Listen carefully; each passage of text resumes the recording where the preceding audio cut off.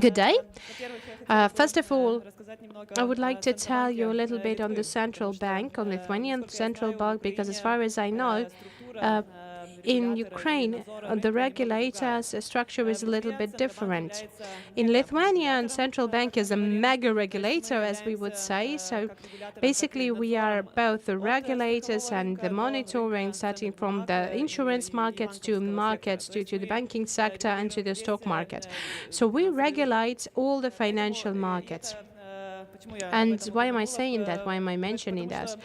Because it's much easier for us to come up with standards or explanations because we see the whole market, and because we don't need to have any specific, we don't have to bring different papers to different institutions in order to reach consensus. So you don't need to settle it with all of the different state-owned bodies or to get your mandate in action. Yes, well, when my colleague was speaking, I intensively thought on what group Lithuania belongs to. We don't have the regulation with the ICO regulations or separate regulations for ICO regulations and for cryptocurrencies. But 2 years ago, we have made this step.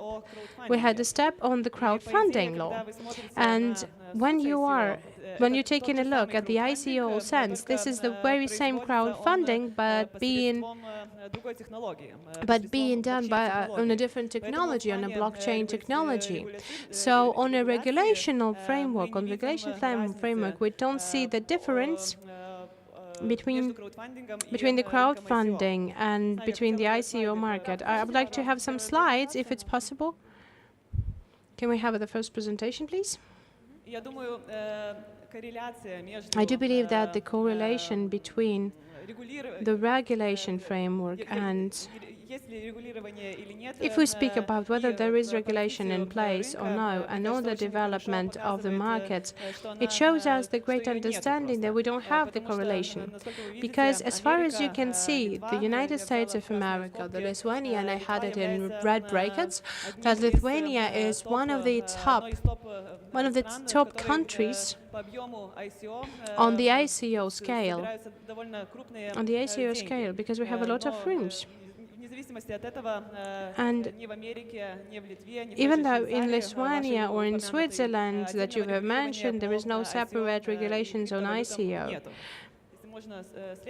Can I have a next slide, please?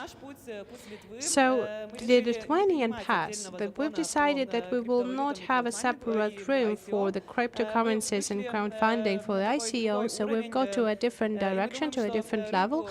And I do believe that it's not that much important for the market on what level the framework of rules is set. Market needs clarity.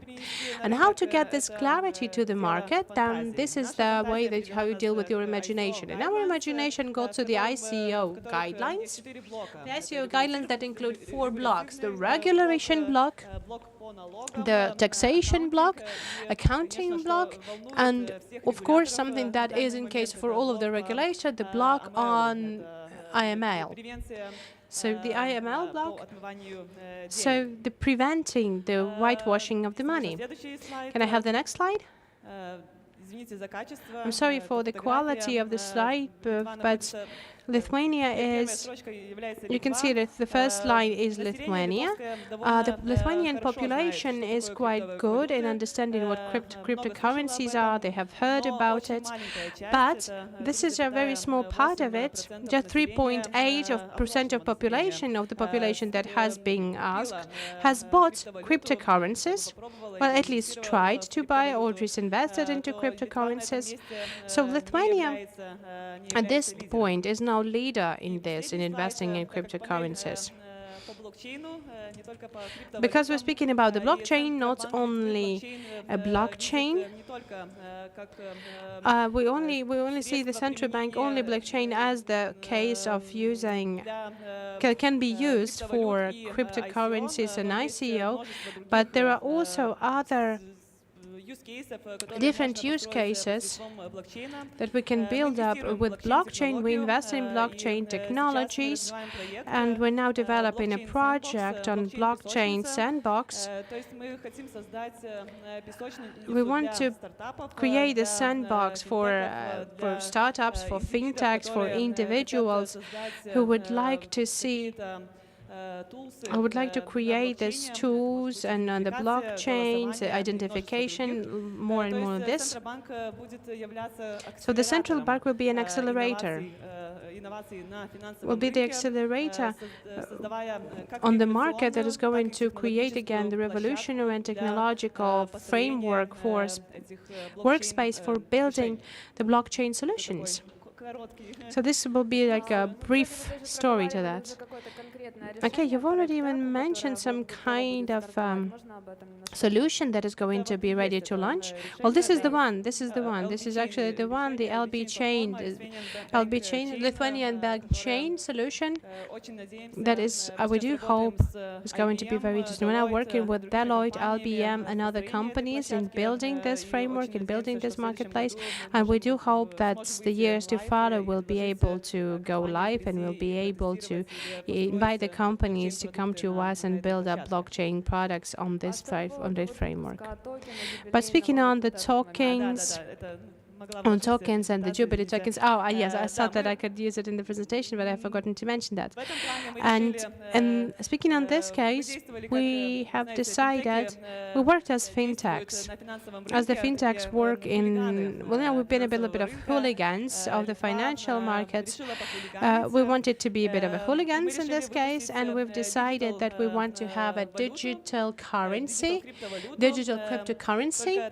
But as far as Lithuania is in the European zone, so we could not have an independent decision. We don't have the right to have an independent decision to have money, to have a specific money. So, but we have the right to get the physical coins. So, you know, the physical coins that the collectioners are usually collecting.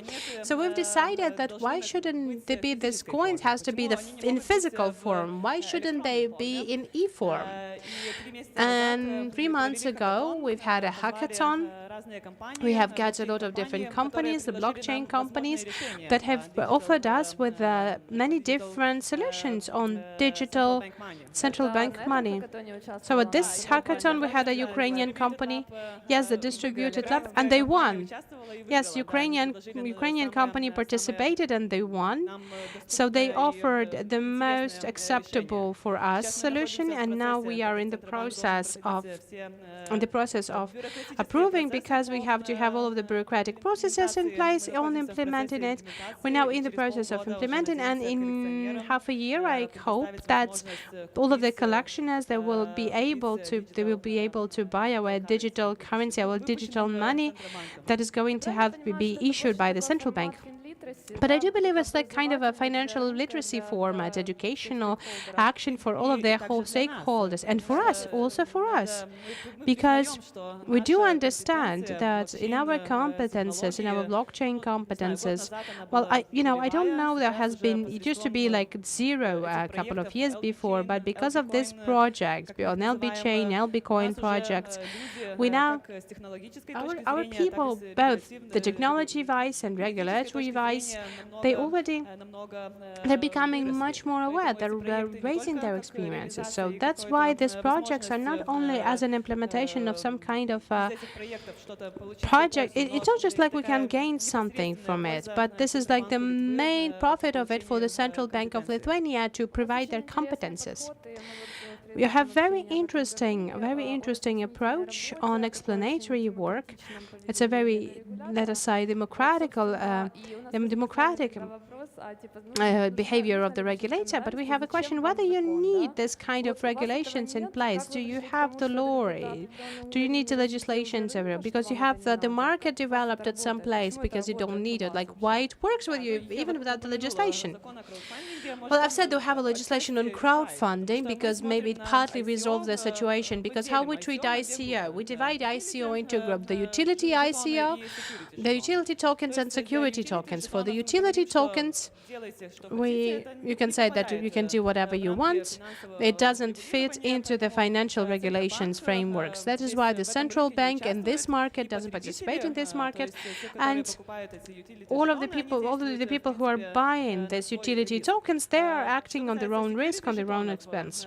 Speaking on the security tokens, the process on providing the the equities that support the security tokens, it has been detailed, and we do not see the sense in having additional separate legislation on that, because even in Lithuania, and because even if we have because legislation, it takes at least a year from the draft law to the moment of the implementation. Well, law, the year is just a minimum, but it takes 2 years generally. The market has been so changing so fast that we do believe that in process that we need to amend the legislation even before it's going to be approved. We don't believe that there has to be very direct frames that have to be set. We believe that market is the sandbox, in the sandbox regime. So, let us understand the renovation. Let us take a look. What are the risks? What are the risks? What is it when the market is going to be more or less settled? If we need the legislation in place, then we will develop the legislation. Thank you very much. We've had this small intro.